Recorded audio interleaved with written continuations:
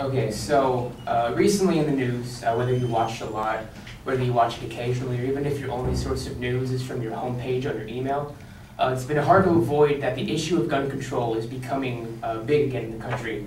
For various reasons, mostly because of the recent shootings that have happened across the country.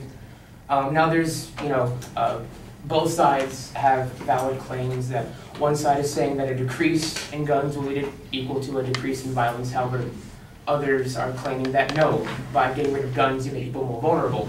And I'm here today to tell that gun control will fail to do what gun control activists say it will do. It is my claim that further gun restrictions will do little in preventing gun violence. And I'm going to prove that to you with two main points. One, that stricter gun control will affect law-abiding citizens a lot more than it will affect criminals. And two, that stats actually show in many areas where there are more guns, crime is actually less. And the first point is that stricter gun control will affect law-abiding citizens more than criminals. If you think about it, if you make a law banning handguns, okay, that means the general public can't purchase or possess a handgun. Now, I wouldn't go out of my way to break the law just so that I could have a gun. However, criminals break the law anyway. So they're not going to care if there's a law saying I can't get a gun. They can get guns through the black market. They won't have a problem getting it. The problem is now is that normal citizens, we won't be able to defend ourselves like we can now. So because of this, again, this puts us at more risk because criminals will still find ways to get guns.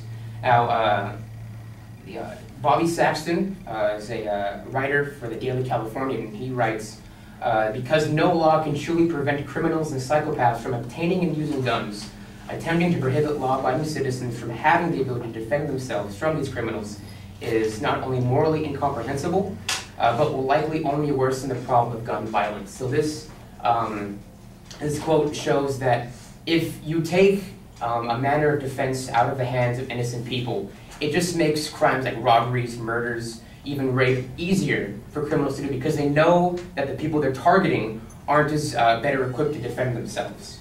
My second point is that statistics actually show that in many places where there are guns that are allowed, that are more readily accessible, crime rates are actually lowered than compared to places where they have strict gun laws.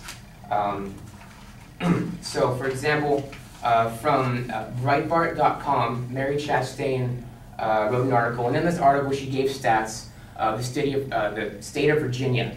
And she gave stats over a 6-year period from 2006 to 2011. And what she gave was that gun sales went up by 73% during this time. And at the same time, gun-related violent crimes went down 24%.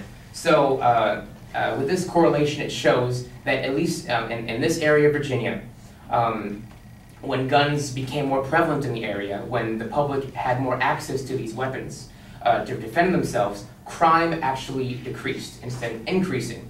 Another source is from John Lott. He is the author of More Guns, Less Crime, Understanding Crime and Gun Control Laws. And he was interviewed by the University of Chicago back in 1998.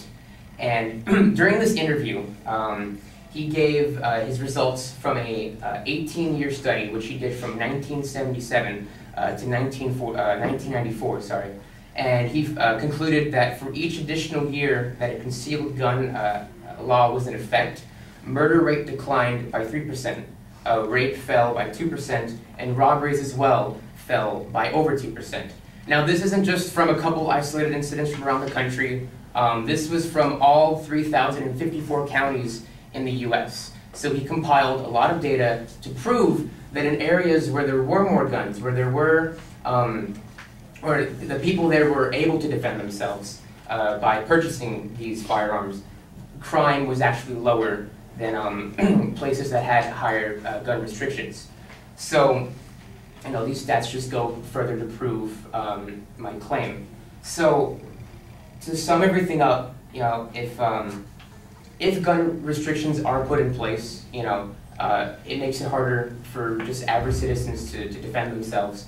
And criminals who usually aren't going to abide by the law anyway, it just makes the innocent people more vulnerable to their attacks, to murders, to robberies, you name it, any type of crime. And with the stats that have shown that the places that actually have more weapons available, crime is actually down. So with all this being said, I think that proves that by restricting or increasing restrictions on guns, making gun laws tougher, that will do little to decrease violence in the U.S.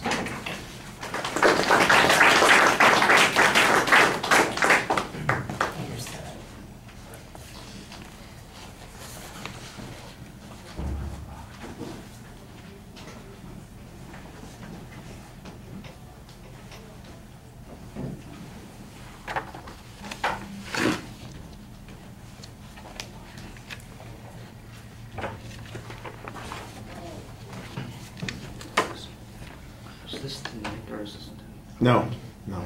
Nikki is somebody else.